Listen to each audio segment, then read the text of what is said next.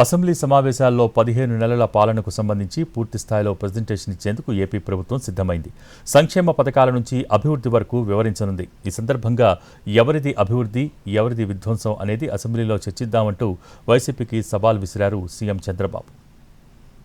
Assembly సమావేశాల్లో తన 15 నెలల పాలనకు సంబంధించి పూర్తి స్థాయిలో వివరించనుంది ఏపీ సర్కార్. 15 నెలల కాలంలో చేసిన సంక్షేమం, అభివృద్ధి కార్యక్రమాలు అన్నింటిపైన సభలో చర్చించేందుకు రంగం సిద్ధం చేస్తోంది. ప్రభుత్వం అమలు చేస్తున్న సంక్షేమం, సూపర్ 6 పథకాలు, అదేవిధంగా రాష్ట్రంలో అభివృద్ధి అంశాలన్నీ కూడా అసెంబ్లీలో చర్చించనున్నారు. సంక్షేమ కార్యక్రమాలు, సూపర్ 6 పథకాలతో పాటు పోలవరం, క్వాంటామ్ వ్యాలీపై కూడా చర్చించనున్నారు సీఎం. రాజధానికి సంబంధించిన అంశాలపై పూర్తి స్థాయిలో చర్చించడానికి ప్రభుత్వం రెడీ అవుతోంది. మంత్రులకు ప్రత్యేక టాస్క్ ఇవ్వనున్నారు సీఎం చంద్రబాబు. ప్రతి మంత్రి తమ శాఖలకు సంబంధించి అసెంబ్లీలో వివరించేలా ప్లాన్ చేస్తున్నారు. ఎమ్మెల్యేల హాజరు కూడా ఎక్కువగా ఉండాలని, నియోజకవర్గంలో సమస్యలు ప్రధానంగా అసెంబ్లీలో ప్రస్తావనకు వచ్చేలా చూడనుంది ప్రభుత్వం.